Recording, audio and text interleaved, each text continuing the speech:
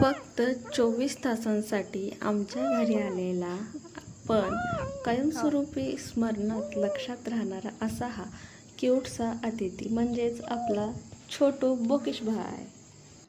आता फक्त 24 तासासाठीच पाहुणा किंवा अतिथी असं का म्हणलं असेल असा तुम्हाला प्रश्न पडला असेल, आणि जरी पडला नसेल तरी देखील मी सांगणारच आहे तुम्हाला.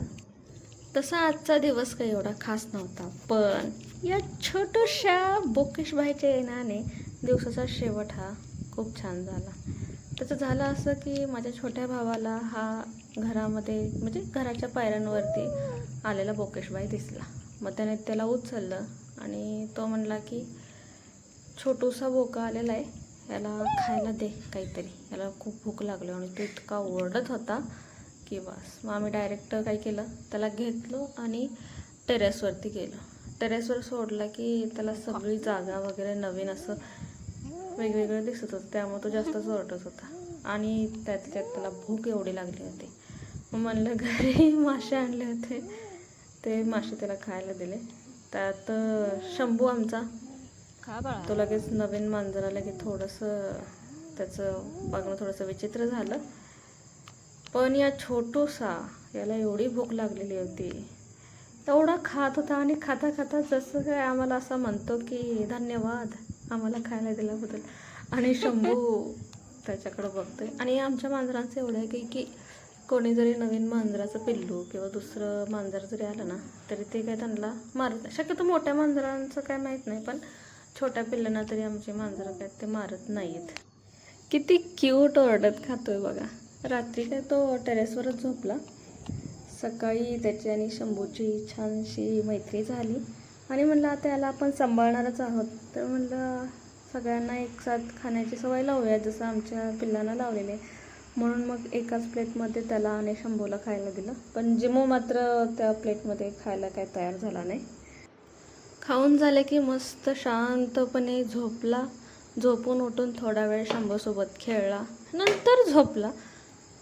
पण नंतर मला कळालं की हा तर खूप मोठा हगरूशेट आहे. लिटरली हा बोकेश भाई माझ्या अंगावरती येऊन याने हगू केलं रे देवा. आता बरेच जण म्हणतील की तो अंगावरती शी करेपर्यंत तू काय करत होतेस, तर तो काय डायरेक्ट येऊन असा केला नाही. तो आला आणि बसला अंगावरती. मी म्हणलं बसला असेल, कारण तो काल पण तसाच बसला होता आणि बसल्याच काम केलं पोराने. आता हा कालच आलाय त्याच्यामुळे ह्याला फटके पण देऊ शकत नाही. असं काय म्हणलं, केलं सगळं स्वच्छ.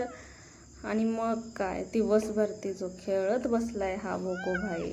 नंतर संध्याकाळी मग त्याला छानपैकी नॉनव्हेज दिलं खायला. त्यावेळेस पण तो इतका खुश आहे की त्याच्या आवाजातूनच समजतंय.